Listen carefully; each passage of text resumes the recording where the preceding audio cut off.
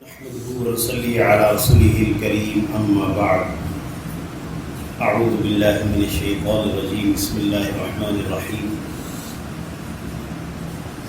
يا أيها الذين آمنوا اتقوا الله وكونوا مع الصادقين صدق الله العظيم میرے محترم دوستوں، بھائی بزرگوں اور قابل احترام مستورات، ہمارے وہ احباب جن کو اللہ تعالیٰ نے تازہ حرمین کے سفر سے واپس آنے کی توفیق عطا فرمائی اور سفر کی یہ مبارک سعادتیں عطا فرمائی، بڑا عجیب علماء فرماتے ہیں کہ ایک انقلابی سفر ہے جو انسان اپنی زندگی کے اندر ایک انقلابی کیفیت کا اپنی آنکھوں سے مشاہدہ کرتا ہے۔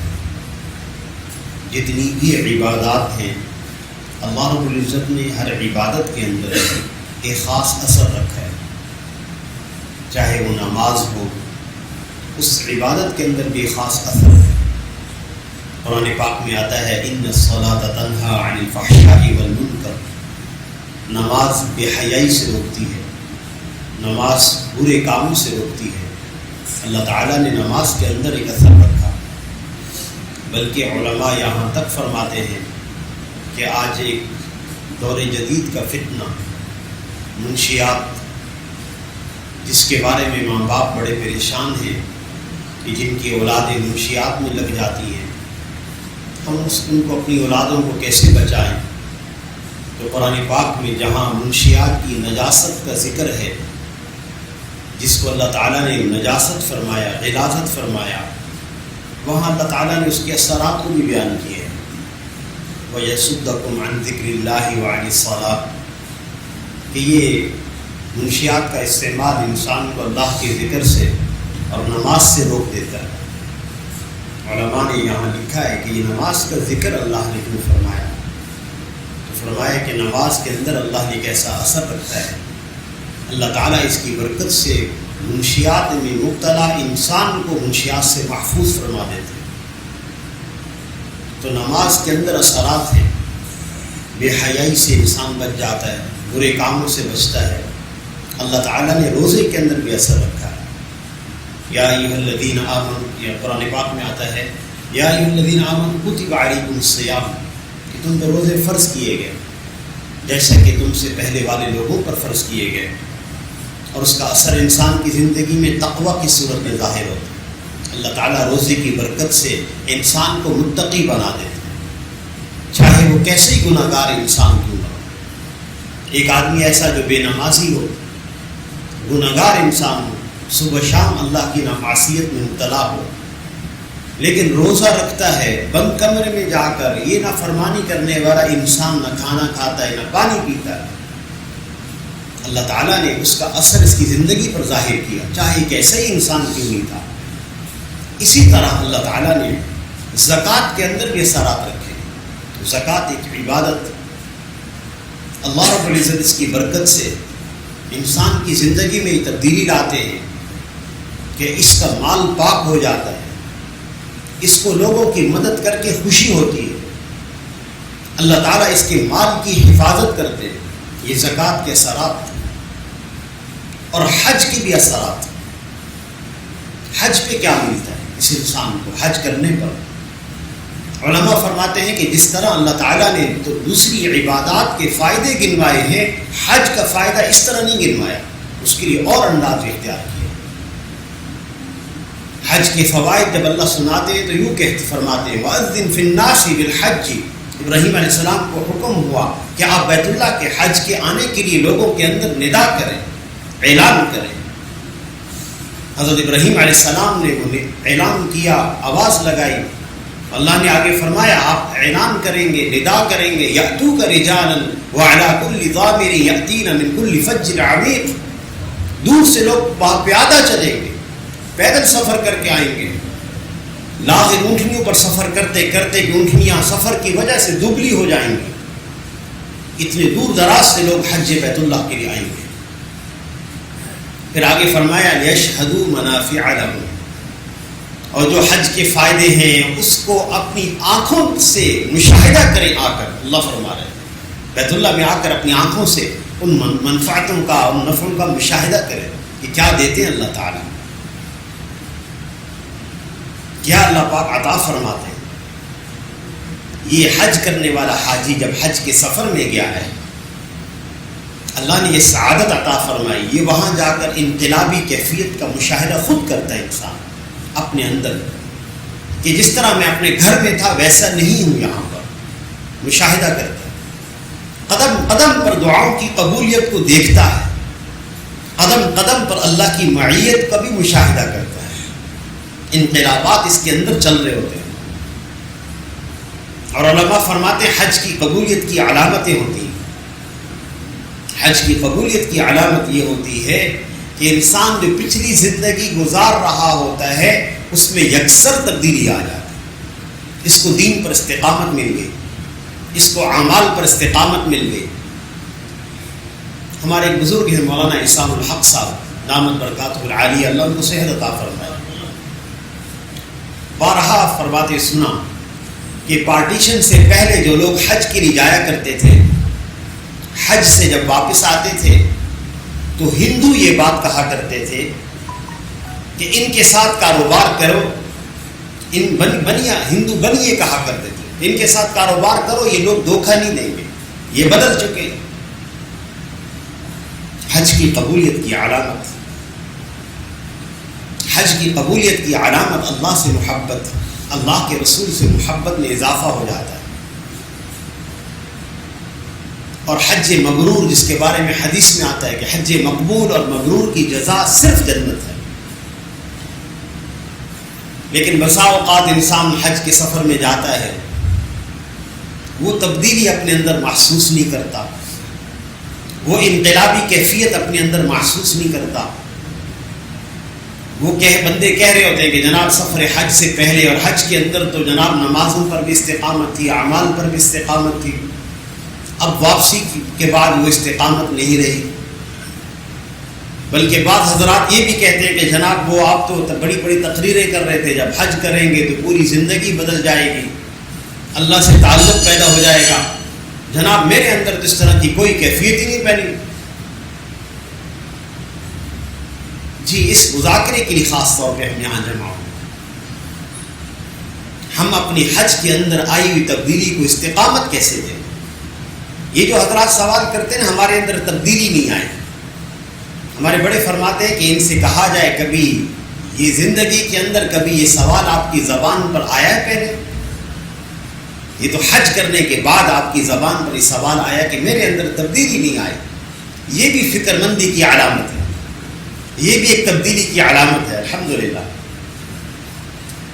اب دین پر استقامت کیسے حاصل ہو؟ حج کے بعد، حج کے سفر کے بعد ہم کون سے اعمال کریں جس کی وجہ سے اللہ تعالیٰ حج پر ملی ہوئی برکات، عطا کی ہوئی برکات جو اللہ نے عطا فرمائی ہیں، وہ اللہ تعالیٰ وہ ہمارے اندر محفوظ رہے، وہ ہمیشہ برکتیں ہمارے اوپر قائم رہے، وہ دین پر چلنے کی پر استقامت قائم رہے۔ کیسے یہ ممکن ہے؟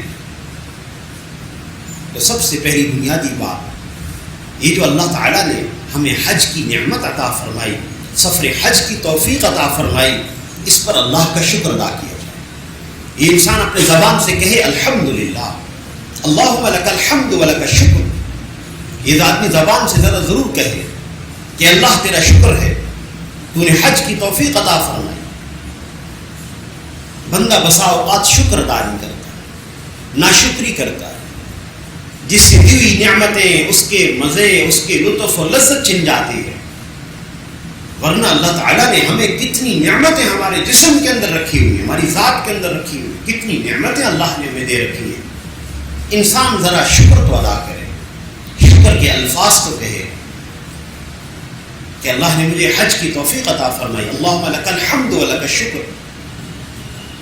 ہمارے ایک بہت بڑے شیخ الحدیث، استاد الحدیث، ان کے پاس ایک صاحب آئے اور کہا کہ مولانا مجھے صرف 3 نمازیں پڑھنے کی توفیق ہے، میں ظہر پڑھتا ہوں، عصر پڑھتا ہوں، مغرب پڑھتا ہوں، عشاء مجھ سے نہیں پڑھی جاتی اور فجر میں اٹھا نہیں جاتا۔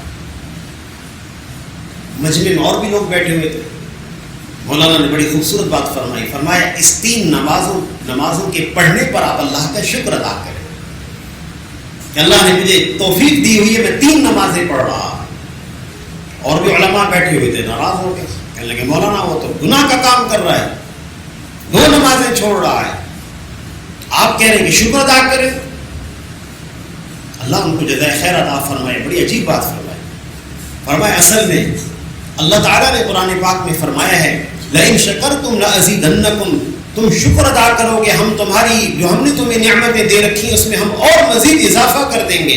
یہ 3 نمازیں پڑھنے پر اللہ کا شکر ادا کرے، اللہ رب العزت اس کو 5 نمازیں پڑھنے کی توفیق عطا فرما دیں گے. یہ بندہ ذرا شکر تو ادا کرے، زبان سے الفاظ کہے. اور دوسرا یہ حاجی یہ حج کر کے آئے جو صاحب، اللہ کی رحمت سے مایوسی نہ ہو. بعض حضرات کہہ رہے ہوتے ہیں جی وہ ہم مزدلفہ میں گئے، عرفہ میں گئے، ہمارے گناہ معاف ہوئے ہوں گے یا نہیں ہوئے ہوں گے. نہیں جناب، اللہ کی رحمت سے کوئی مایوسی نہیں. اللہ نے ہمیں راستہ دیا ہے استغفار کا، توبہ کا. ہم نے ہمیشہ اپنے عبادات کے اندر بھی، عبادات کے بعد بھی اللہ سے معافی مانگنی ہے. بلکہ علماء فرماتے ہیں کہ انسان چاہے تو 1-2 منٹ کے اندر اللہ کا ولی بن جاتا ہے. گناہ گار سے گناہ گار انسان بیٹھے بیٹھے وہ اپنے دل کے اندر یہ خیال لائے کہ اللہ مجھ سے جو گناہ ہو گیا مجھے معاف فرما دیں، آئندہ نہیں کروں گا. تو حدیث میں آتا ہے التائب من الذنب کمن لا ذنب لہ، جس نے توبہ کی وہ انسان ایسے ہو جاتا ہے جب جیسے اس سے کبھی گناہ ہوئے ہی نہ ہو. اللہ کا ولی ہو گیا بیٹھے بیٹھے. انسان توبہ کر لے، استغفار کر لے، اللہ کی رحمت سے مایوس نہ ہو، اللہ کا شکر ادا کر لے. اور چوتھا کام جسے انسان نے کرنا ہے، اس حاجی نے کرنا ہے، اس سفر حج سے واپس آئے ہوئے اس حاجی صاحب نے کرنا ہے، وہ یہ ہے اپنے ماحول کو پاکیزہ بنا دیں. ماحول عربی کا لفظ ہے، ماں کہتے ہیں کوئی چیز، حول کہتے ہیں ارد گرد. ماں جو چیز، حول ارد گرد. ہمارے ارد گرد جو بھی چیز ہے وہ پاکیزہ ہو، اس کے اندر اللہ کی نافرمانی نہ شامل ہو. اپنے گھروں کی در و دیوار کو پاک کر لیا جائے. اپنے گھر کے ماحول کو پاکیزہ بنا دے. پاکیزہ بنانے کا مطلب یہ ہے اللہ کی نافرمانی گھر کے اندر نہ ہو. یہ انسان جس سواری میں سفر کرتا ہے اس سواری کے ماحول کو پاکیزہ کر لے. اس کی سواری کے اندر اللہ کی نافرمانی کا کوئی سامان موجود نہ ہو. یہ جس دفتر میں ملازمت کرتا ہے، جس جگہ یہ انسان جاب کر رہا ہے، اس دفتر کے ماحول کو پاکیزہ بنانے کی کوشش کرے. ایک حاجی صاحب اس بات پر محنت کرے. مشکل نہیں، انشاءاللہ آسان. اللہ تعالیٰ دین پر استقامت عطا فرمائیں گے. یہ حاجی صاحب اپنے اندر بڑے انقلابی کیفیتوں کو لے کر آئے، اس کو معلوم نہیں. بعض دفعہ انسان کے اندر تبدیلی آتی ہے، وہ اس کو خود پتہ نہیں چلتا، لیکن سمجھدار بصیرت رکھنے والے انسان بتاتے ہیں جناب آپ کے اندر یہ تبدیلی آ چکی ہے. ان کو خود پتہ نہیں ہوتا. یہ حاجی صاحب کے اندر تبدیلی آ چکی ہے. اب تبدیلی کی حفاظت، ہم اپنے اندر اس تبدیلی کی حفاظت کیسے کریں؟ ہم کس طرح استقامت اختیار کر پائیں؟ جی چھوٹی چھوٹی باتیں، مشکل نہیں، آسان. لیکن آپ ذرا غور سے سنیں گے، کوئی مشکل بات نہیں ہے اس مجلس کے اندر، بڑی آسان بات ہے انشاءاللہ. ہم نے کن باتوں کو اپنی زندگی کے اندر جگہ دینی ہے، اب کن باتوں کا اہتمام کرنا ہے. آپ صلی اللہ علیہ وسلم کے پاس جبرائیل علیہ السلام تشریف لائے. مشہور قصہ ہے حدیث جبرائیل جسے کہتے ہیں. انسانی شکل میں داخل ہوئے، سارا مجمع بیٹھا ہوا تھا، بیچ میں آ گئے نبی صلی اللہ علیہ وسلم کے ساتھ گھٹنے سے گھٹنے جوڑ کر بیٹھ گئے اور انہوں نے چند سوالات کیے. یہ تربیت تھی بنیادی ہر انسان کی، جس تربیت سے انسان کبھی غافل نہ ہو. سوال کیا فاخبرنی عن الایمان، اے محمد صلی اللہ علیہ وسلم آپ مجھے ایمان کے بارے میں بتلائیں کہ ایمان کیا چیز ہے. آپ نے فرمایا ان تؤمن باللہ وملائکتہ، اللہ پر ایمان لانا، اللہ کے فرشتوں پر ایمان لانا. یہ ایمانیات کو بیان کیا گیا. یہ حاجی صاحب اب ان ایمانیات پر محنت کریں گے. ان تؤمن باللہ، اللہ پر ایمان لانا. اللہ پر ایمان لانے کا کیا مطلب؟ الحمدللہ ہم سب نے کلمہ لا الہ الا اللہ پڑھ کے اقرار کیا ہے اور اللہ تعالیٰ نے ہمیں ایمان والا بنایا ہے. اب یہ حاجی صاحب اپنے ایمان پر محنت کریں گے. علماء فرماتے ہیں ایمان کے اعلیٰ درجوں میں یہ بات ہے کہ انسان اس درجے تک پہنچ جائے کہ اس کی ایمانی کیفیت اس مقام تک پہنچے کہ اللہ مجھے دیکھ رہے، اللہ مجھے دیکھ رہے. بڑی اعلیٰ کیفیت اللہ ہمیں عطا فرمائے. اس انسان کی زندگی بن جاتی ہے اللہ مجھے دیکھ رہے ہیں. ابو حازم تابعی مشہور ایک خلیفہ کے پاس گئے، سلیمان بن عبد الملک. اس نے کہا کہ جناب کوئی نصیحت کی بات فرما دیں. بڑی عجیب بات فرمایا کہ جناب ہر انسان کے اندر اللہ کی اتنی جلالت اور اتنی عظمت ہونی چاہیے کہ جن جگہوں سے اللہ نے روکا ہے اس انسان کو کبھی اللہ وہاں حاضر نہ پائے، اور جن جگہوں پر آنے کا حکم دیا ہے اس انسان کو اللہ کبھی وہاں غیر حاضر نہ پائے. اللہ ہمیں دیکھ رہے ہیں. اس کیفیت کو حاصل کرنا، اس پر محنت کرنا، اس کے لیے اللہ نے ہمیں راستہ دیا ہے. بڑا خوبصورت راستہ. ہم نیک لوگوں کی صحبت اختیار کریں، ان کی مجالس میں اٹھے بیٹھیں. اللہ تعالیٰ یہ کیفیت عطا فرما دے. اللہ کے راستے میں نکل کر بھی یہ کیفیت نصیب ہوتی ہے. تو ان تؤمن باللہ، اللہ پر ایمان لانا، اور ہمارا ہدف ہو کہ مجھے اس درجے تک پہنچنا ہے کہ اللہ مجھے یہ کیفیت عطا فرما دے. میں جس جگہ ہوں جہاں بھی ہوں یہ کیفیت ہو کہ اللہ مجھے دیکھ رہے ہیں. وملائکتی، فرشتوں پر ایمان لانا. فرشتوں پر ایمان لانا. فرشتے اللہ کی مخلوق، فرشتے اللہ کی مخلوق ہیں. اللہ کے حکم سے بندوں کی مدد بھی کرتے ہیں. آپ صلی اللہ علیہ وسلم نے فرشتوں کی مدد کے واقعات بھی سنائے. فرشتے کس طرح انسان کی مدد کرتے ہیں. آپ صلی اللہ علیہ وسلم تشریف فرما تھے ایک مجلس کے اندر. ابو بکر صدیق رضی اللہ تعالیٰ عنہ بھی تشریف فرما تھے. اسی مجلس میں ایک منافق انسان، ایک برا انسان، اس نے ابو بکر صدیق رضی اللہ تعالیٰ عنہ کو سب و شتم کرنا شروع کر دیا، برا بھلا کہنا شروع کر دیا. آپ صلی اللہ علیہ وسلم مسکراتے رہے. ابو بکر صدیق رضی اللہ تعالیٰ عنہ خاموش، صبر کیے ہوئے، تحمل کیے ہوئے. آپ ابو بکر صدیق رضی اللہ تعالیٰ عنہ کے صبر کو دیکھ کر تعجب فرماتے رہے، مسکراتے رہے. لیکن ایک دو باتیں آگے چل کر ابو بکر صدیق رضی اللہ تعالیٰ عنہ نے ان پر لوٹا دی. کیسے باتیں لوٹائیں تو آپ صلی اللہ علیہ وسلم اٹھ کر چل دیے. ابو بکر صدیق رضی اللہ تعالیٰ عنہ بھی پیچھے گئے. یا رسول اللہ، جب تک وہ مجھے سناتا رہے آپ بیٹھے رہے، جب میں نے ایک دو باتیں لوٹا دی آپ اٹھ کر چل دیے.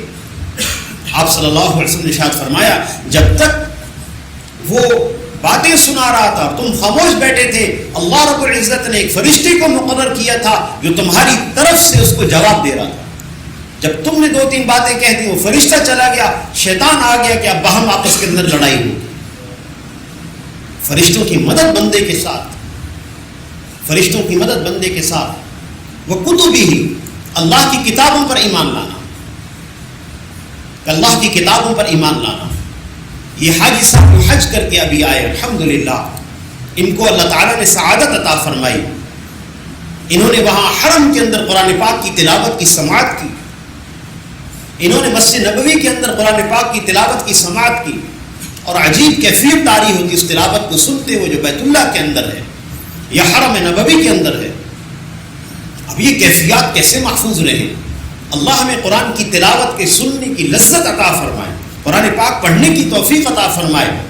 کتاب اللہ پر ایمان لانے کا مطلب یہ بھی ہے کہ انسان اس قرآن کی تلاوت کرے. آج ہمارے ہاں بڑی کمی ہے قرآن پاک کی تلاوت کے اندر. ایک سال گزر جاتا ہے قرآن پاک اٹھانے کی نوبت نہیں آتی. بڑے نمازی آدمی ہوتے، نیک آدمی ہوتے، بس مصروفیت ہے، مشغولیت ہے، قرآن پاک کی تلاوت کا موقع نہیں مل رہا. ٹھیک، یہ نماز کے اندر قرآن کی تلاوت کرتے، بس ان کو موقع نہیں مل رہا کہ کتاب اللہ اٹھا کے اس کو دیکھ کر اس کی تلاوت کریں. گزارش ہے، معذرت کے ساتھ چند باتیں عرض کرنی. ایک زمانہ ایسا تھا ہمارے گھروں کے اندر قرآن کی تلاوت کی آواز آیا کرتی تھی، قرآن کی تلاوت ہوتی تھی. جب تک ہمارے بوڑھے لوگ موجود تھے ہمارے گھروں کے کونے ان کی تلاوت کی آواز سے آباد تھے. جب سے بوڑھے لوگ گئے ہیں گھروں میں قرآن کی تلاوت کی آواز نہیں آتی، کیونکہ آج کا نوجوان بھی بڑا مصروف ہے، آج کی نوجوان لڑکی بھی بڑی مصروف ہے. گھر کی خاتون بھی بڑی مصروف ہے، وقت نہیں ملتا، وقت نہیں ملتا۔ اچھا، پھر تلاوت کی نوبت جب آتی ہے تو یاد رکھیے، معذرت کے ساتھ پہلے آپ سے معذرت کر رہے ہیں کہ جب تلاوت کا موقع ملتا ہے تو اس طرح تلاوت کہ جیسے انسان اخبار پڑھ رہا ہو، زبان بھی بند ہے، ہونٹ بھی بند ہے، اخبار کے جیسا مطالعہ کرتا ہے آدمی، اس طرح قرآن پاک پڑھ رہا ہے، عورتیں بھی اس طرح پڑھ رہی ہیں۔ علماء واضح فرماتے ہیں کہ انسان کے ہونٹ حرکت نہ کر رہے ہوں، زبان حرکت نہ کر رہی ہو، ہونٹ بند کر کے نماز انسان قرآن پاک کی تلاوت کر رہا ہو اور دیکھ رہا ہو، وہ سجدہ تلاوت کی آیت پڑھ جائے، اس پر سجدہ تلاوت واجب نہیں ہوگا، اس کی تلاوت نہیں ہے۔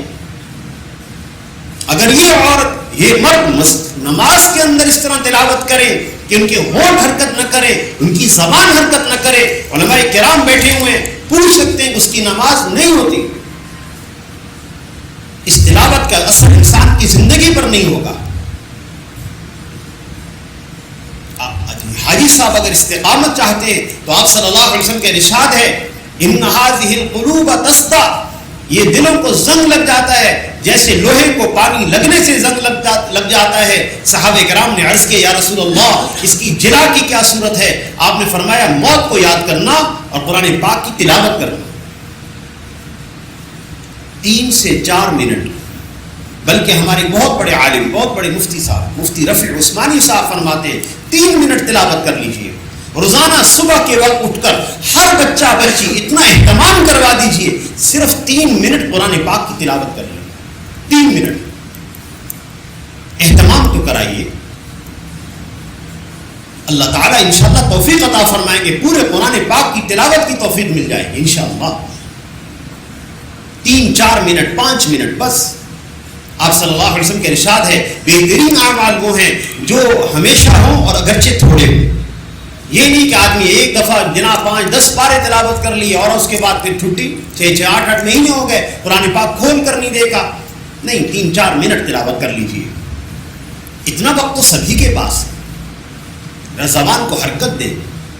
اور جس گھر میں قرآن پڑھا جاتا ہے، جس گھر میں قرآن پڑھا جاتا ہے، حضرت شیخ نے فضائل کے اندر حدیث کو لکھا، جس گھر میں تلاوت ہو رہی ہوگی، 3 4 منٹ کی تلاوت ہوئی، گھروں کے اندر ہر بچے نے کی، تو حدیث میں آتا ہے، حفتہم الملائکہ غشیتہم الرحمہ وانزلت علیہم السکینہ، جس گھر میں قرآن پڑھا جاتا ہے رحمت کے فرشتے اس گھر کو گھیر لیتے ہیں، اللہ کی رحمت اس گھر کو ڈھانپ لیتی ہے اور اللہ اس گھر والوں پہ اپنا سکون نازل فرماتے ہیں، گھر کے تمام مکین سکون کے اندر ہوں گے۔ قرآن پاک کی تلاوت۔ اس کے ساتھ ایک چھوٹی سی چیز اور جوڑ لیں، حجاج کرام مسجد نبوی شریف گئے، حضور صلی اللہ علیہ وسلم کے روضہ مبارک کے سامنے جب کھڑے ہو کر درود پڑھ رہے تھے، ان کے قلب کے اندر محبت کی موجیں زن تھی۔ وہ کیفیت اب نہیں ہے، حاجی صاحب کہتے ہیں وہ کیفیت نہیں ہے اب۔ یہ بات تو ذہن میں رکھنی ہوگی کہ وہ کیفیت تو ہر جگہ ہر ایک وقت میں ایک طرح کی نہیں رہتی۔ آپ صلی اللہ علیہ وسلم کی مجلس میں جو صحابہ کرام آتے تھے ان کو بھی اس کا احساس ہوا۔ ایک دفعہ حضرت حنظلہ رضی اللہ تعالیٰ عنہ گھر گئے تو کہنے لگے بلا اختیار اپنی کیفیت کو محسوس کر کے، نافق الحنظلہ، حنظلہ منافق ہو گیا۔ پریشان ہو کر گھر سے نکل آئے، ابو بکر صدیق رضی اللہ تعالیٰ عنہ ملے، ان سے بھی یہی بات کہی کہ میں تو منافق ہو گیا۔ کہنے لگے کیسے؟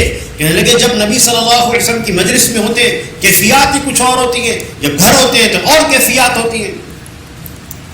ابو بکر صدیق رضی اللہ تعالیٰ عنہ نے فرمایا میری بھی یہی کیفیت ہے، چل کر پوچھتے ہیں آپ صلی اللہ علیہ وسلم سے۔ جا کر پوچھا تو آپ نے فرمایا یہ کیفیت ہمیشہ ایک جیسی نہیں رہے گی، گاہے گاہے یہ کیفیات ہوں گی۔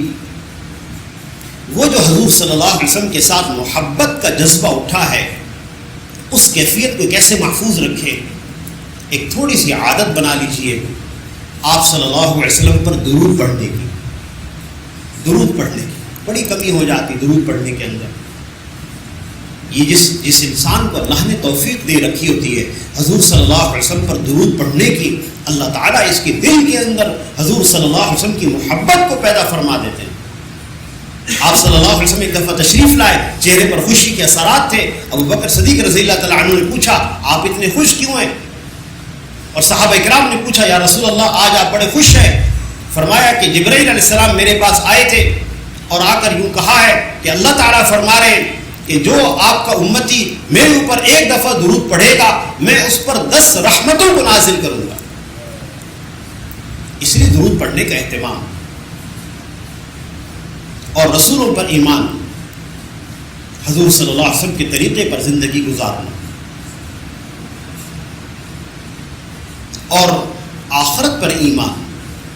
آخرت پر ایمان، علماء فرماتے آخرت کا معنی یہ ہوتا ہے بعد میں آنے والی چیز.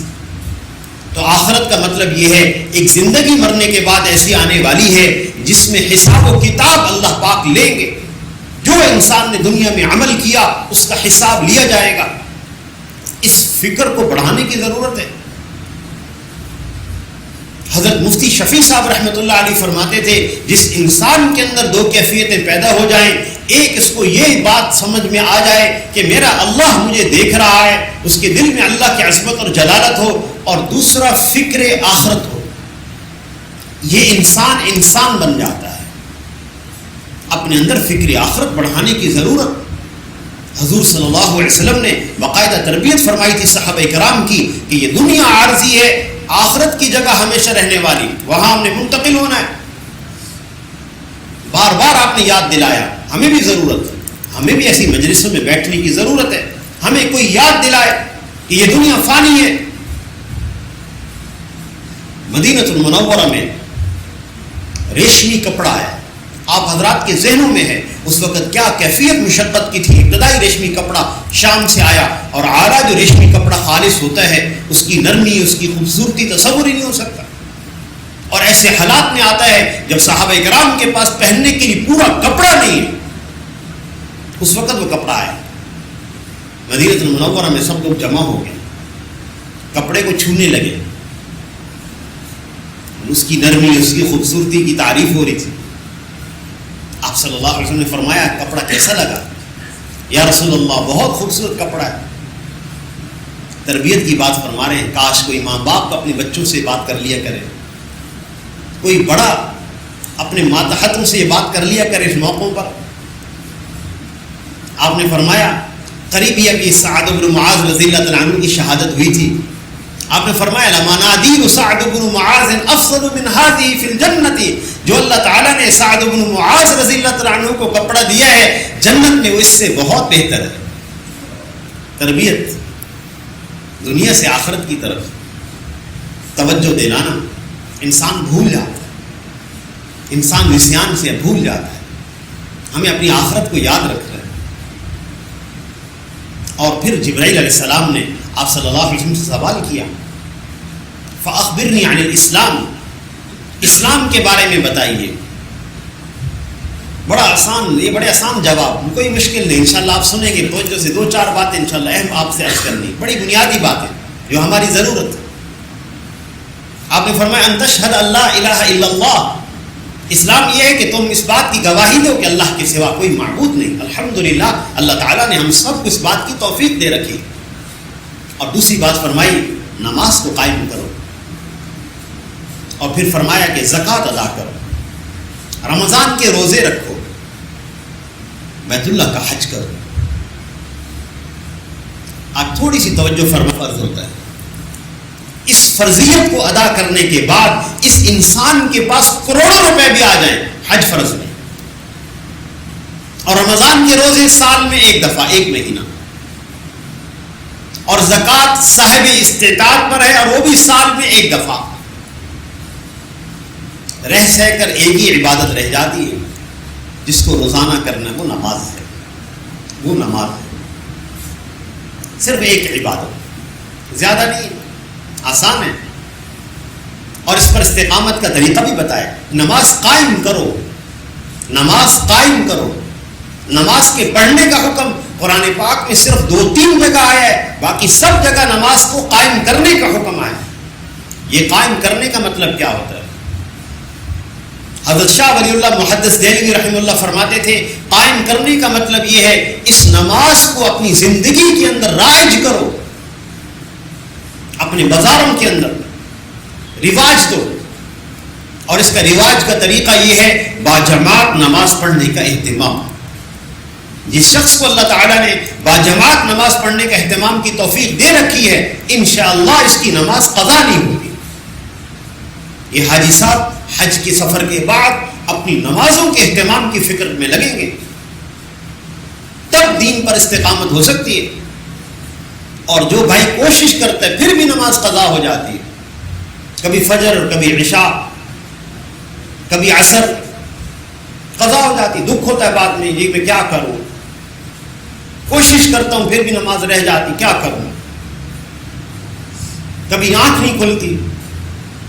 علماء نے اس کا راستہ بتایا ہے, فرمایا جو انسان کوشش کر رہا ہو اور پھر بھی اس کی کوئی نماز رہ جاتی ہو اس کا بڑا آسان راستہ ہے, وہ نماز کو قضا کرے اور اس کے بعد اپنے ہاتھ اٹھا لے اللہ کے سامنے اور یوں کہہ دے کہ اللہ میں کمزور ہوں, میں نے نیت کی ہوئی ہے, آپ توفیق عطا فرما دیں. انشاءاللہ اپنی آنکھوں سے دیکھ لے گا اللہ پاک نماز پر استقامت عطا فرما دیں گے. تو چھوٹے سا عمل نماز اس کا اہتمام ہو جائے. اور پھر ہمارے دین کے اندر بنیادی چیز ایمانیات, پھر عبادات. اب حاجی صاحب کو اس کے ساتھ ساتھ تیسری چیز کا اہتمام کرنا ہوگا اور وہ ہے معاملات. اپنے معاملات کی درستگی. معاملات کی درستگی کا کیا مطلب ہے؟ یہ حاجی صاحب سے کہا جائے کہ جناب آپ وصیت لکھ لیں, لیکن ہمارے علماء فرماتے ہیں کہ وصیت کے لفظ سے حجاج کرام گھبراتے ہیں. پہلے حج کو جا رہے ہوتے ہیں, موت کا ڈر ہوتا ہے, پتہ نہیں واپسی ہوگی یا نہیں ہوگی, حج کو جا رہے ہوتے ہیں اور پھر کہہ دیا جائے جناب آپ وصیت بھی لکھ جائیں تو حاجی صاحب اور ڈر جاتے ہیں, جناب آپ تو وصیت بھی لکھوا رہے ہیں. نہیں, اس لیے ہمارے علماء فرماتے ہیں یہ وصیت کے لفظ کے بجائے تھوڑا سا اور لفظ اختیار کر لیا جائے, آسان راستہ. اپنی ذاتی ڈائری لکھنے کی عادت بنانا. میرے ذمے کن لوگوں کا لین دین ہے, میں نے کن کے پیسے ادا کرنے ہیں, یہ ہر انسان ذمہ دار ہے. کیونکہ آپ صلی اللہ علیہ وسلم کے ارشاد ہے کوئی مسلمان ایسا نہ ہو کہ جس کے اوپر 2 راتیں گزریں اور اس نے اپنی وصیت کو نہ لکھا ہو. ذمہ داری ہے, یہ بغیر لکھے زندگی نہ گزارے. اس لیے اس دنیا سے جانے کا کوئی وقت متعین نہیں, اللہ جانتے ہیں کون سا وقت متعین ہے, اس انسان کو معلوم نہیں. یہ صحت مند انسان, یہ ورزش کرنے والا انسان, یہ جسمانی اعتبار سے پوری طاقت رکھنے والا انسان اور بیماری کی کوئی علامت اس کے اندر نہیں ہے, بس ایک لمحے میں پتہ چلتا کہ انسان موجود نہیں. اس لیے ہمیں ذاتی ڈائری لکھنے کی عادت بنانی ہوگی. کتنے لوگوں سے پیسہ لینا ہے, کتنے لوگوں کا پیسہ دینا ہے, کتنی نمازیں قضا کی باقی ہیں, کتنے روزے باقی ہیں. اس کو ذاتی ڈائری سمجھ کے انسان لکھ لے, کاٹتا رہے, جو ادا ہو جائے اس کو کاٹتا رہے. ہمارے ہاں ایک چیز ہے قرض حسنہ. قرض حسنہ جس کے بارے میں لوگ یہ کہتے ہیں کہ قرض حسنہ اس کو کہتے ہیں جس کو لینے کے بعد قرض لینے والا ہنستا رہے اور مطالبہ کرنے والا روتا رہے. قرض حسنہ. حالانکہ قرآن پاک میں آتا ہے من ذا الذی یقرض اللہ قرضا حسنا, ہرگز یہ معنی نہیں جو ہمارے ذہنوں کے اندر ہے, بلکہ قرض حسنہ سے کہتے ہیں وہ انسان جو بغیر کسی لالچ اور غرض کے کسی کو قرض ادا کرے. وہ مفتیان کرام سے مفتیان کرام کے پاس مسئلہ پوچھنے کے لیے لوگ آتے ہیں, جناب وہ یہ مجھ سے قرض کا مطالبہ کر رہا ہے, حالانکہ اس نے مجھے قرض حسنہ دیا تھا مولانا, یہ کیسے مطالبہ کر سکتا ہے؟ وہ ذہنوں میں یہی بات ہے کہ قرض حسنہ واپس نہیں کیا جاتا, حالانکہ قرض انسان واپس نہ کرے اس پر کتنی سخت وعید ہے.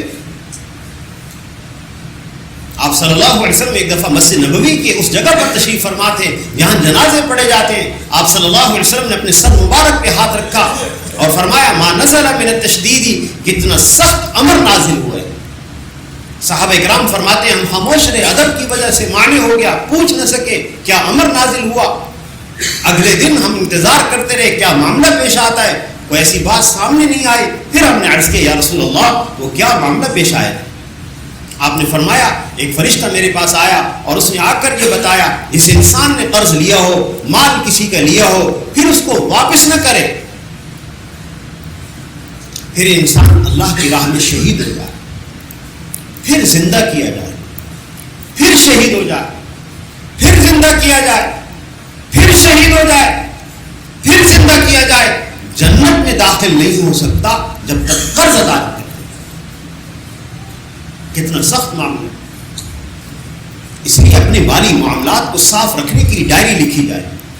اور ہم نے اپنے بزرگوں سے بات سنی، بڑوں سے سنی، جو شخص لکھ لیتا ہے کہ میں نے یہ قرضہ دینا ہے اور پھر ڈائری دیکھتا رہتا ہے، یاد دلاتا رہتا ہے، اس کو یاد دلاتی رہتی اس کو تحریر، میں نے یہ رقم لوگوں کی دینی ہے، اور اس کے اندر استطاعت نہیں ہوتی دینے کی، اس کے اندر اتنی اللہ نے اس کو وسعت نہیں دی ہوتی دینے کی، لیکن وہ اللہ سے مانگتا ہے اے اللہ آپ مجھے توفیق عطا فرما دیں، میں یہ قرض چکا دوں، الحمدللہ اللہ اس کو وہ توفیق عطا فرما دیتے ہیں، اس کا قرض ادا ہو جاتا ہے۔ کتنے واقعات بزرگوں کے ایسے سامنے، اللہ پاک ان کا قرض ادا کروا دیتے ہیں۔ اس لیے قرض کی ادائیگی کی فکر کرنا، اور معاملات کے اندر ایک بڑی اہم بات وراثت میں حق ادا کرنا، یہ حاجی صاحب فکر کریں، یہ حاجی صاحب فکر فرمائیں، وراثت کو ادا کرنا۔ کتنے لوگ ہمارے وراثت کے معاملے میں ایسے ہوتے جو کمزور ہوتے، لڑکیاں، عورتیں، کمزور فریق، وراثت میں حق بنتا ہے، نہیں لے سکتا وہ ہم سے، بہنیں نہیں لے سکتی، بھائی صاف کہہ دیتے ہیں وراثت لینی ہے تو پھر یہاں دروازے گھر کے بند ہیں، لے لو وراثت، ملاقات نہیں رکھنی۔ پھر یہ انسان وراثت نہ دے کسی کو معاملات کے اندر۔ حدیث میں آتا ہے، آپ صلی اللہ علیہ وسلم کے ارشاد ہے، من قطع میراث وارثه، جو شخص کسی وارث کو اس کی وراثت سے محروم کر دے، اللہ رب العزت اس کی وہ وراثت جو جنت میں ہے اس سے محروم فرما دیں گے۔ میں اپنی بات آپ کی طرف نقل نہیں کرنا چاہتا، محدثین نے صاف لکھا ہے، محدثین نے صاف لکھا ہے کہ جس شخص نے وراثت میں حق مارا ہوا ہو، چاہے وہ اللہ کی راہ میں جہاد کرے جو سب سے اعلیٰ مقام اور مرتبہ اور فضیلت کی بات ہے، چاہے وہ شخص صدقات دینے والا ہو، چاہے وہ شخص کوئی بھی نیک عمل کرنے والا ہو، اس حدیث کی وضاحت سے بات معلوم ہوتی ہے، اس کی تشریح سے یہ بات سامنے آتی ہے کہ یہ انسان اول وہلہ میں، پہلی مرتبہ میں جنت میں داخل نہیں ہوگا جب تک اپنی سزا پوری نہ کر لے۔ اس لیے وراثت کا حق ادا کیا جائے، وصیت کو لکھا جائے، اور پھر اپنے معاملات کی درستگی کی حاجی صاحب ترتیب یہ بنائیں گے، تعاشروا کالاخوان وتعاملوا کالاجانب۔ ایک عربی مقولہ ہے کہ رہو سہو بھائیوں کی طرح لیکن معاملات کرو اجنبیوں کی طرح۔ اپنے بھائی سے بھی معاملہ اجنبیوں کی طرح کیجئے، لین دین کا معاملہ یہ نہیں ہونا چاہیے بھائی بھول جائے پیسے دے کر، یہ کیا بات ہے بھائی پیسے واپس مانگ رہا ہے، پھر کیا ہوا بھائی کیا ہوا، نہیں، یہ باپ بیٹا آپس میں معاملہ اجنبیوں کی طرح کرے۔ آج ہو کیا رہا ہے، ہم آپس کے اندر معاملات بھائیوں کی طرح کر رہے ہیں لیکن پھر رہنا سہنا اجنبیوں کی طرح ہو چکا ہے۔ بھائی خون کا پیاسا ہو جاتا ہے، ایک وقت آتا ہے، حالانکہ رشتے میں محبت کو بڑھنا چاہیے تھا، بھائی خون کا پیاسا ہو جاتا ہے۔ معاملات کو آپس میں صاف کرنا، اور معاملات کے اندر حضرت تھانوی رحمۃ اللہ علیہ ایک اور بات سکھاتے ہیں، وہ اس کا اہتمام ہو جائے، حاجی صاحب اس کا اہتمام کر لیں۔ العاریۃ مؤدات، مانگی ہوئی چیز کا واپس کرنا واجب ہے، جامع ترمذی کی روایت۔ حاجی صاحب اس کا اہتمام کر لیں، مانگی چیز کو واپس کریں۔ یہ ایک کپ چینی برابر سے منگوا لیا، ایک کپ دودھ منگوا لیا، کچھ پیاز منگوا لیے، اپنے بچوں کی عادت بنائیں یہ مانگی ہوئی چیز واپس کر کے رہے۔ العاریۃ مؤدات، یہ مانگی ہوئی چیز کا حکم قرض کی طرح ہے۔ العاریۃ مؤدات، مانگی ہوئی چیز کا لوٹانا واجب۔ آپ لوٹانے جائیں گے، آگے سے پڑوسن کہے گی، پڑوسی کہے گا جناب اس کی کیا ضرورت تھی، جناب وہ تو اتنی چھوٹی سی بات آپ چیز واپس کر رہے ہیں۔ نہیں، آپ بالکل واپس کیجیے، اور اگر آپ نے واپس نہ کی اور 3-4 دفعہ مانگا، پھر 5ویں دفعہ چینی ہوگی بھی تو وہ نہیں دیں گے۔ یہ واپس کرنے کا اہتمام کرنا۔ اس لیے اپنے معاملات کو درست کیا جائے اور اپنی معاشرت کو درست کرنا. ہمارے دین کی 4-5 ہی بنیادیں ہیں: ایمانیات، عبادات، اور عبادت میں ایک چیز جو روزانہ کرنی، نماز آسان، اور تیسری چیز معاملات کو درست کرنا، اور چوتھی چیز اپنی معاشرت. معاشرت کہتے ہیں رہنا سہنا، کھانا پینا، لباس. معاشرت. ہم اس معاشرت کو کیسے درست کریں؟ بڑا آسان سوال کا بڑا آسان جواب: اپنی معاشرت کے اندر گناہ کی چیزوں کو نکال دیں. اللہ کی نافرمانی نہ لباس کے اندر ہو، اللہ کی نافرمانی نہ کھانے پینے کے اندر ہو، نہ اللہ کی نافرمانی رہنے سہنے کے اندر. اس کی معاشرت عبادت بن گئی. اور آپ کو تعجب ہوگا، اللہ رب العزت نے حرام چیزوں کو تو بیان کیا ہے، حلال کو بیان نہیں کیا. بعض حضرات بھی کہتے رہتے ہیں، وہ خطباء سے بھی کہتے رہتے ہیں، مولانا آپ ہر وقت حرام کا تذکرہ کرتے ہیں، یہ حرام ہے یہ حرام ہے، کبھی حلال کا تذکرہ بھی تو کیا کریں. بعض لوگ کہہ رہے ہیں آپ بس حرام ہی بتاتے رہتے ہیں. یاد رکھیے، اکنامک کا اصول ہے کہ جس چیز کا تذکرہ کر دیا جائے وہ محدود ہو جاتی ہے. یہ اللہ کی رحمت ہے، اللہ نے حرام چیزوں کو بیان کیا ہے، وہ تھوڑی ہے، حلال چیزیں اس دنیا میں زیادہ ہیں. اللہ رب العزت نے بیان فرمایا ہے مشروبات میں کون سی چیز پینی ہے، کون سی چیز حرام ہے، بس یہ بیان کیا. مشروبات میں کون سی چیز حرام، باقی چیزیں حلال، جن کی تعداد سینکڑوں ہزاروں تک. اور کھانے میں کون سی چیزیں حرام، محدود اللہ نے ذکر کیا، باقی ساری چیزیں حلال. اور کن سے نکاح، جب انسان کو نکاح کی ضرورت پیش آئے تو چوتھے پارے کا آخری رکوع ایک تھوڑی سی فہرست اللہ نے بیان کر دی کہ ان کے ساتھ نکاح نہیں ہو سکتا، باقی سب عورتوں سے نکاح حلال. اللہ نے حلال کو خوب وافر رکھا اس دنیا کے اندر، خوب رکھا. یہ اللہ کی رحمت ہے، اللہ کی رحمت ہے. اس لیے انسان اپنی معاشرت کو اگر اللہ کے حکم کے مطابق بنانا چاہے تو انتہائی آسان یہ قدم تو اٹھائے، یہ ہمت تو کرے. اللہ رب العزت اس کی معاشرت کو اپنے حکموں کے مطابق بنا دیں گے. ایک بڑی خوبصورت کتاب اسوہ رسول اکرم حضرت ڈاکٹر عبدالحی عارفی صاحب کی، اگر اس کتاب کا مطالعہ رہے انشاءاللہ یہ ساری باتیں سامنے آئیں گی. اور معاشرت کے اندر ایک بڑی خوبی کی بات، انسان جن کے ساتھ رہتا ہے، جن کے ساتھ زندگی گزارتا ہے، اپنی بیوی کے ساتھ، اپنے گھر والوں کے ساتھ، اپنے والدین کے ساتھ، اپنے بچوں کے ساتھ، ان کے ساتھ معاشرت کا وہ طرز اختیار کرے جو آپ صلی اللہ علیہ وسلم نے فرمایا. بڑا آسان، یہ اپنے ماں باپ کے ساتھ صلہ رحمی کر لے. کیا دیتے ہیں اللہ تعالیٰ اس پر؟ من احب ان یبسط له فی رزقہ، جو شخص یہ چاہتا ہے اللہ اس کے رزق کو بڑھا دے اور اس کی زندگی کو لمبا کر دے، اس کو چاہیے کہ صلہ رحمی کرے اپنے خاندان کے ساتھ، اپنے والدین کے ساتھ، خصوصاً اپنے بھائیوں کے ساتھ صلہ رحمی کر لے. اللہ اس کے رزق کو بھی بڑھا دیں گے، اس کی عمر کو بھی لمبا کر دیں گے.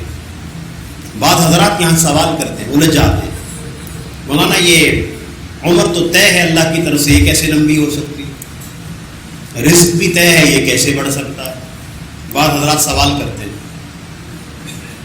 اس سوال کا جواب محدثین نے ساتھ ہی لکھا ہے، فرمایا کہ اصل میں اس انسان کی تقدیر میں یہ بات لکھی ہوئی تھی کہ یہ صلہ رحمی کرے گا، اللہ اس کے رزق کو بھی بڑھا دیں گے، اللہ اس کی عمر کو بھی بڑھا دیں گے.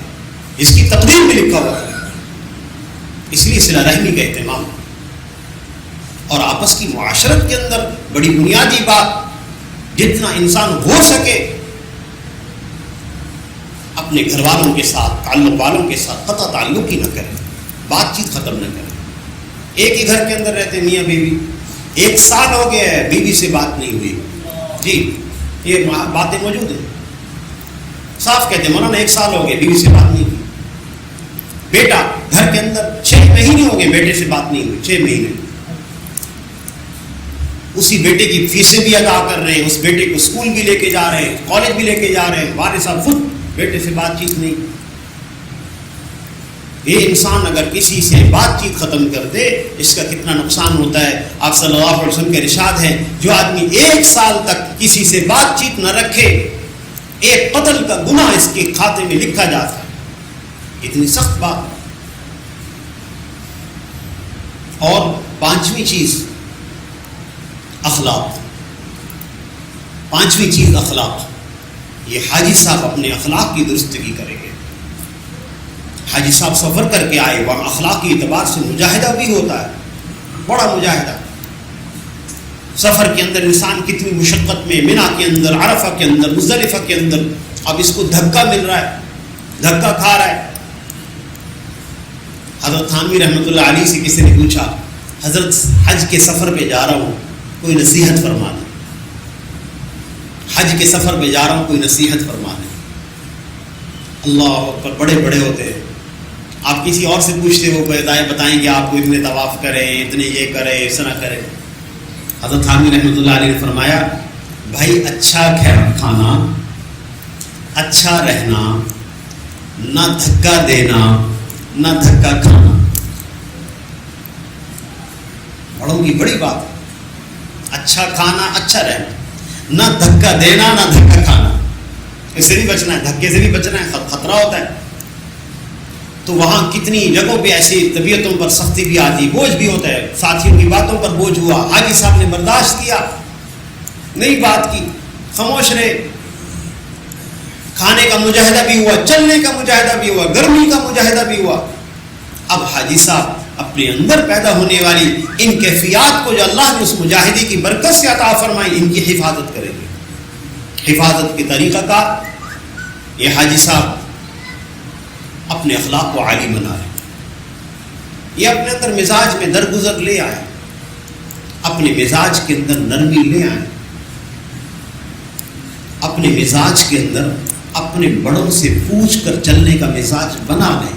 بڑی برکتیں ہوں گی انشاءاللہ, بڑی خیریں ہوں گی. انسان کے گھر کا سربراہ ہوتا ہے, خاندان کا بڑا ہوتا ہے, چلتے چلتے ایک مزاج پر پہنچ جاتا ہے مجھے کسی سے مشورہ کی ضرورت نہیں ہے, مجھے کسی سے رائے لینے کی بھی ضرورت نہیں ہے, جو فیصلہ ہے وہ میرا ہے. بس یہیں سے گھروں کے اندر پھٹنے کی, گھروں کے اندر مسائل کی ابتدا ہو جاتی ہے. یہ گھر کا سربراہ اپنے اندر اتنی نرمی تو رکھے, مشورے کی ضرورت پیش آئے گھر والوں کو بٹھا کر مشورہ کر لے. یہ خود اپنے کسی بڑا کو ایسا بنا لے جس سے جا کر پوچھ لیا کرے, جس سے جا کر یہ انسان پوچھ لیا کرے. اتنا تو انسان راستہ ضرور کھولے.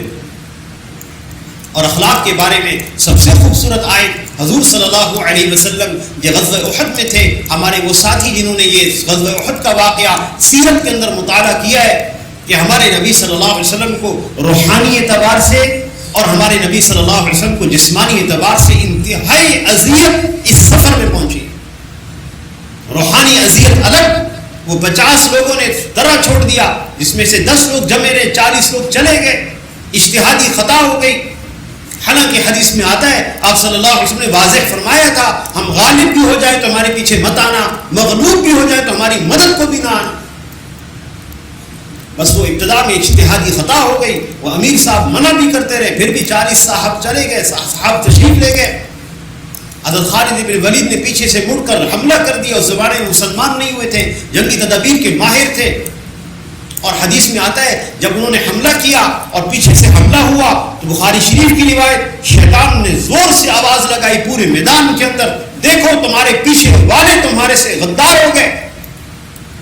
صحابہ کرام یہ سمجھے کہ جو ہمارے پیچھے ہمارے ساتھی ہیں وہی ہمارے خلاف ہو گئے, اس لیے اگلے والے پچھلے والوں پہ پلٹ پڑے اور آپس میں تلواریں چل گئیں. یہ سب سے زیادہ روحانی اذیت تھی نبی صلی اللہ علیہ وسلم. حضرت حذیفہ رضی اللہ عنہ کے والد یمان انصار صحابہ کی تلواروں سے شہید ہوئے, ہو رہے تھے شہید, اور وہ کہہ رہے تھے کہ میرے والد صحابی ہیں, مخلص ہیں, آپ تلواریں مت چلائیے, لیکن ہوگی شہادت ہے. یہ روحانی اذیت ہے. اور پھر جسمانی اذیت کا کیا عالم, خون رک ہی نہیں رہا چہرے وجہ مبارک سے, تلوار کا وار ہو گیا چہرے پر. حضرت فاطمہ رضی اللہ تعالی عنہا نے وہ راکھ جلا کر, کپڑے کو جلا کر اس کی راکھ خون پر چپکائی تو خون رکا. بڑی ناراضگی نبی صلی اللہ علیہ وسلم کی. اس موقع پر روایت میں آتا ہے کہ آپ نے بد دعا کا ارادہ بھی کیا کفار کے اوپر. فوراً آیات نازل ہوئی لیس لک من الامر شیء، آپ کو اس معاملے میں اجازت نہیں ہے کہ آپ بد دعا کریں، آپ کو اجازت نہیں ہے۔ کیا ممکن ہے کہ اللہ توبہ قبول فرما لے یا ان کو عذاب دے دے؟ آپ صلی اللہ علیہ وسلم بد دعا نہیں فرمائی۔ پھر آپ صلی اللہ علیہ وسلم کی طبیعت پر بوجھ تھا صحابہ کرام کی اس عمل کی وجہ سے جو اجتہادی خطا ہو گئی تھی۔ اس موقع پر آیات نازل ہوئی، وہ ہم سب کے لیے تعلیم ہے۔ جو آدمی ان آیات پر عمل کر لے گا، اپنی آنکھوں سے دیکھ لے گا کہ معاشرے کے افراد اس کا اپنا بیٹا، اس کے اپنے بھائی اس کے قریب ہو جائیں گے، اس کی بیوی اس کے قریب ہو جائے گی، اس بیوی کے شوہر قریب ہو جائے گا، اولاد قریب ہو جائے گی۔ فَبِمَا رَحْمَةٍ مِّنَ اللَّهِ لِنْتَ لَهُمْ، اے نبی صلی اللہ علیہ وسلم اللہ خبر دے رہے ہیں یہ ہماری رحمت ہے کہ اللہ نے آپ کے اندر نرمی رکھی ہوئی ہے۔ اگر آپ کے اندر سختی ہوتی یہ لوگ آپ کو چھوڑ کے چلے جاتے۔ صحابہ کرام کا مجمع اور حضور صلی اللہ علیہ وسلم نے جتنی محاسن خوبیاں اللہ نے جمع کی ہیں، کسی انسان کے اندر وہ خوبیاں نہیں ہیں، اس کے باوجود فرمایا کہ آپ کو چھوڑ کر چلے جاتے۔ اگر آپ میں سختی ہوتی، طبیعت میں نرمی ہو، یہ نہیں ہونا چاہیے والد صاحب گھر میں آئیں بچے چھپ جائیں کمروں کے اندر، ابو آ کے، یہ نہیں ہونا چاہیے، یہ ہرگز نہیں ہونا چاہیے۔ طبیعت کے اندر نرمی چاہیے۔ اور غلطی جو ہو گئی فرمایا فاعف عنہم، آپ انہیں معاف کر دیں، واستغفر لہم، ان کے حق میں مغفرت کی دعا بھی کرے۔ اور سب سے خوبصورت طریقہ اپنے ساتھ جوڑنے کا، اپنی اولاد کو، اپنے ساتھیوں کو، اپنے تعلق والوں کو اپنے قریب کرنے کا بڑا خوبصورت طریقہ اللہ نے فرمایا وشاورہم فی الامر، آپ ان سے مشورہ کیا کیجیے، مشورہ کریں۔ حالانکہ حدیث میں واضح آتا ہے، آپ صلی اللہ علیہ وسلم نے ارشاد فرمایا اللہ اس کے رسول کو کوئی ضرورت نہیں مشورے کی، واضح حدیث میں آتا ہے، بیان القرآن کے اندر تھانوی رحمۃ اللہ علیہ نے اس حدیث کو نقل کیا ہے۔ اللہ اس کے رسول کو مشورے کی ضرورت نہیں ہے، اللہ نے اس کو اپنی امت کے لیے رحمت بنایا ہے۔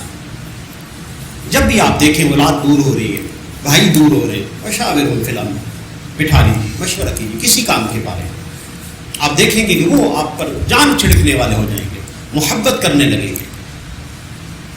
بہرحال حجاج کرام سے یہی درخواست تھی آج کے اعتبار سے، اپنی عبادات پر محنت، اپنے ایمان پر محنت، اور اپنے معاملات کی درستگی پر محنت، اپنی معاشرت کو درست کرنے پر محنت، اپنے اخلاق پر محنت، اور یہ ہم مسلسل محنت میں رہیں گے، تربیت میں لگے رہیں گے، اور کبھی انشاءاللہ مایوس نہیں ہونا یہ میری تربیت نہیں ہو پاتی، اس راستے میں بالکل مایوسی نہیں ہے، محنت کرتے رہیں گے، کوشش کرتے رہیں گے۔